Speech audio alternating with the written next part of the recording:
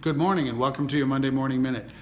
I'm your host, Dr. Pete, and I apologize that today is not Monday morning, but over the holiday weekend I spent a lot of time with my family and just kind of ran out of time. So I hope you did the same with your family as well. Today I want to talk about words and how important they are. You know, over the weekend I had more than one opportunity to really experience the power of words. And words can be like weapons. They can cut us to the bone. You need to be really careful about the words that you choose when communicating with others.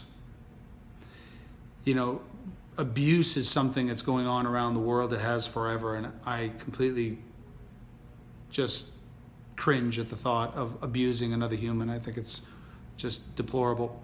But sometimes we get abused with words and nobody can see the abuse because it leaves no visible scars. But it will create deep-rooted scars in the psyche and in the perception of that individual.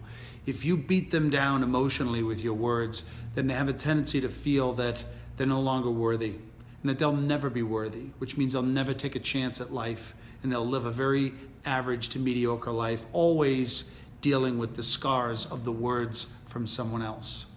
But let's flip that around for a moment.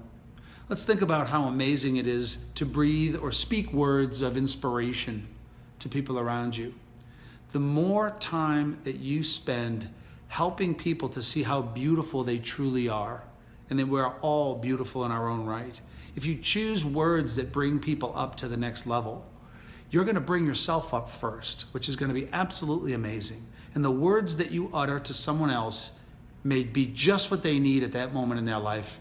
And it's been my experience that that's how it really truly works too. When you say that one thing to somebody, maybe it's a stranger, maybe it's to your kids or your spouse, but when you say it, it has tremendous impact for the future.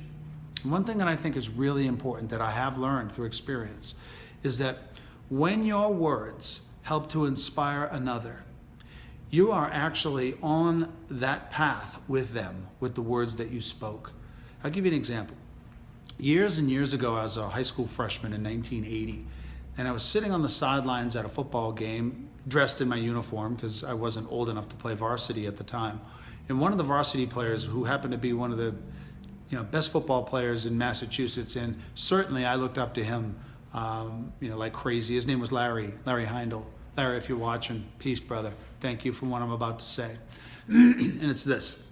Larry asked me if I would get a ball and play catch with him before he went back into the game. So I did. And during that brief 3 or 4 minutes that we threw the ball around together, he said something to me.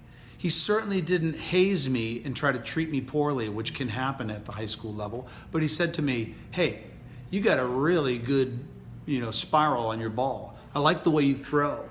And I think that if you keep with it, you're gonna make something of yourself someday." You see, Larry was a tough guy too. Never really heard those types of things from him. But when I heard it that day, boy, it really stuck. It stuck like glue. Even today, I could still feel and see and envision that moment on the sideline when somebody that I totally looked up to brought me up to their level and said, "Don't worry, kid, your chance is coming. You just keep working hard at it." And he was right, because I took his advice and I was able to build a great career playing the game of football. And since then, I had so many other wonderful experiences.